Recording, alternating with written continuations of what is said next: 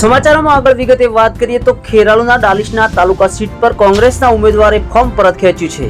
Form પરત ખેંચતા હંગામો જોવા મળ્યો। ખેરાલુ તાલુકાની 3 સીટો પૈકી એક પર ઉમેદવાર ભાજપનું બિનહરીફ ખાતું ખુલ્યું। ભાજપના ઉમેદવાર ગોસ્વામી થયા બિનહરીફ। જિલ્લા ભાજપ ઉપપ્રમુખ ભીખાલાલ ચાચરિયા અને મંત્રી મહેશ પટેલ પહોંચ્યા મામલતદાર કચેરી ખાતે। ભાજપના પ્રમુખ ભરતજી ઠાકોર અને પ્રતિભાઈ ચૌધરી ઉમેદવાર સાથે પહોંચ્યા।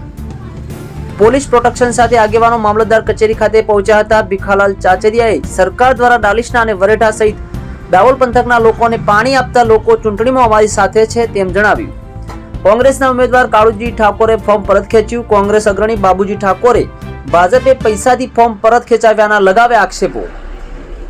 કોંગ્રેસ આગેવાન પાસેથી કાળુજી ઠાકોરે 10,000 લીધા હતા। તે ભાજપના આગેવાનોની હાજરીમાં પરત લીધાનું કનુભા રાજપૂતે જણાવ્યું। ખેરાલુ મામલતદાર કચેરી ખાતે ભારે હંગામો જોવા મળી રહ્યો છે। ખેરાલુ પ્રાંત કચેરી ખાતે નગરપાલિકાના વોર્ડ 2 માંથી કોંગ્રેસના પીએમ દેસાઈ અને આકાશભાઈ સિંધીએ પણ ફોર્મ પરત ખેંચ્યા છે। ખેરાલુ ભાજપ સંગઠનની મોડી રાતની કવાયત બાદ સવારે ફોર્મ પરત ખેંચ્યા। વોર્ડ નંબર 5 માં પણ અપક્ષ ઉમેદવાર ભૂપેશભાઈ બારોટે પણ ફોર્મ પરત ખેંચ્યું છે। ખેરાલુ નગરપાલિકાની ચૂંટણીમાં હજુ પણ નવા જૂનીના એધાણ સેવાઈ રહ્યા છે। વધુ સમાચારો અને અપડેટ્સ માટે જોતા રહો online TV news Farooq Memon સાથે। YouTube में सब्सक्राइब करो, Facebook में फॉलो करो और Instagram में हमने फॉलो करवाना भूलशो नहीं। अरे पट्टी भाई जो कौन सा कोई ना बिचार किया कोई नहीं वो मोइले बात है याद है पट्टी के पास देखो भी बात से पट्टी भी बात से अरे ऊपर से लोगों ने होगा व्यापार। बाबूजी શું કહેશો? આજે કોંગ્રેસના એક ઉમેદવારે ફોર્મ પરત ખેંચ્યું। આજે ઉમેદવારી ફોર્મ દાહોદના ને 2 ગામોને ગઠબંધન જેલું હતું, દાહોદના ડાલીસાને, પણ અમે કહ્યું હતું કે ભાઈ તમે આવા લોકોને પેદવાળ છો શા માટે?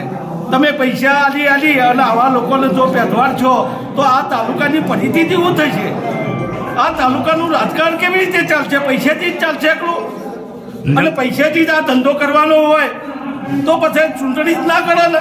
અમે તો કહીએ છીએ કે ચૂંટણી જ ના કરો, પણ આ ધંધા તમારે જો કરવાના હોય અને 25-50 જણાનું ટોળું ભેરું કરી અને પેલાને વચ્ચે લઈ જઈ અને પેલી એ કરવાના હોય તો આ બરાબર વ્યાજબી નહીં। ખેરાલુ નગરપાલિકામાં પણ 2-3 ઉમેદવારોએ ફોર્મ પરત ખેંચ્યા, શું કહેશો? ભાઈ આ બધું છે ને, આ બધા ભાજપવાળા હોય આવું ને એ કકડીને કોંગ્રેસ જોડે મેન્ડેટ લઈ ગયા હતા, એ લોકો પાછા વળી ત્યાંથી મેન્ડેટ પાછું ખેંચ્યું। બોલો આવા લોકો છે, આવા લોકોને પ્રોત્સાહન ના લો। લોકો પૈસા લઈને ટેવાઈ ગયા છે અને પૈસા લઈ અને આ તાલુકાની માં ભરાય છે। આ તાલુકાને વ્યવસ્થિત રાખવું હોય તો આ ધંધામાંથી બીજેપી હોય કે કોંગ્રેસ બધા નીકળી જવું પડે। આ ધંધો ના કરાય કોઈ દાડો। આ ધંધો કરીને ઉપરથી આખા તાલુકાની માં ભરાઈ જાય છે। અરે બીજો શીખે, ત્રીજો શીખે, ચોથો શીખે, આ ધંધા કરવાના છે? ભીખાભાઈ એમને મૂકું છું કે આવા ધંધા ના કરો। અહીંયા તમે તાલુકાના આગેવાન છો, આગેવાન તરીકે તમે આ ધંધા કરો, એ ચાલતું છે અહીંયા। જી ભીખાભાઈ, આજે કોંગ્રેસના કેટલાક આક્ષેપો છે કે ઉમેદવારને બીજેપીએ તોડે, શું કહેશો? સ્થાનિક સ્વરાજની જે આ પેટા ચૂંટણી છે એમાં એ આપણે જોવું જોઈએ કે ડાલીસરાની સીટમાં ડાલીસરા, દાહોદ અને વરેઠાએ વર્ષો સુધી માત્ર પાણી મળશે તો જ અમે ઉમેદવાર ઊભા રાખીશું અને વોટ આપીશું એવું એમનું કહેવાનું હતું।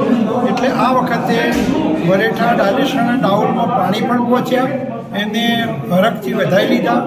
એમને એવું કીધું હતું કે અમે આ સીટ તમને ભારતીય જનતા પાર્ટીના ચરણોમાં બિનહરીફ આપીશું। એ સીટ આજે બિનહરીફ આપી છે। કાળુજી પણ સંનિષ્ઠ કાર્યકર્તા છે, એમની વિચારસરણી પણ આજે ભારતીય જનતા પાર્ટીમાં જોડાઈ ગયા છે। એમની પણ લાગણી એવી હતી કે ભાઈ ના, પાણી આવ્યું છે તો અમારે ચૂંટણી કરવી નથી, સમરસ કરવી છે। એટલે આજે એ રીતે સમરસ ચૂંટણી થઈ છે। બીજી કોઈ બાબત નાણાકીય લેવડ દેવડ એ વાત એ ખોટા આક્ષેપ કરે છે, એવું કશું છે ને, એનો સિદ્ધ કરી બતાવું।